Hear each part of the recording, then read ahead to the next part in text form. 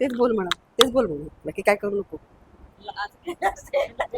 नमस्ते madam. माझं नमस्ते. नाव आदिती आहे.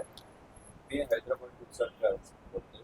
आता तुम्ही दत्तधामला गेलो होतो, तसं आजचा 6वा दिवस आहे. हो 6वा दिवस आहे समजा. 5 नाईट 6 डेजचा टूर होता तुमचा. राजू आला होता तुमच्या संग. पिठापुरून पिकअप केलं सामान कुठून. तुम्हाला कसं लागलं? डे 1 पासून 6th डे, आज 6वा दिवस आहे. त्याच्यामध्ये तुमची टूर पिठापूर, पूर्वापूर, श्रीशैलम, विजयवाडा, हैदराबाद सगळं होतं.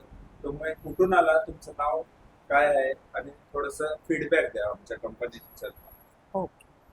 ॲक्च्युली मी सगळेजण कोकणातली आहे, पण हे बाकीचे जे फ्रेंड्स आहेत ते मुंबईमधून आले. ओके. तर आम्ही सगळ्यांनी असं ठरवलं की वेकेशनमध्ये जाऊयात, सगळ्यांनी ट्रिप काढूयात आपली.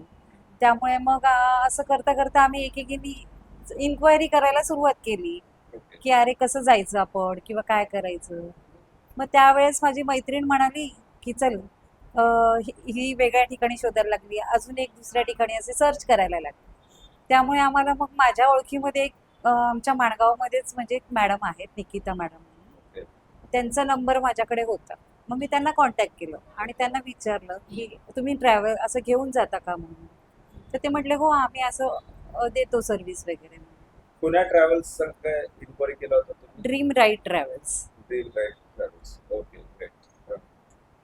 त्यांच्याकडून आमच्यापाशी हो हो. मग त्याच्यानंतर मग बाकी योगेश सर आहेत, त्यांच्याशी कॉन्टॅक्ट केलं आणि त्यानंतर मग पुढची प्रोसेस सुरू झाली, आम्ही कसं ट्रॅव्हल करायचं किंवा योगेश काय. माय हॉलिडे बुकिंग येस. मुंबई. हो मुंबई. अच्छा, अच्छा. हो.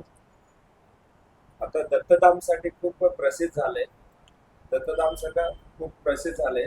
तुम्हाला कसं वाटत आहे दत्तधामचं? कारण महाराष्ट्रामध्ये सिनियर सिटीजन खूप दत्तधामसाठी, जसं पिठापूर, पूर्वापूर दत्ताचं स्थान आहे समजा. महाराष्ट्रामध्ये सिनियर सिटीजन खूप येतात तिथं. तुम्हाला कसं वाटलंय दर्शन केल्यानंतर? पूर्ण इंटायर ट्रेन तुमचं नाव वगैरे तुम्ही थोडं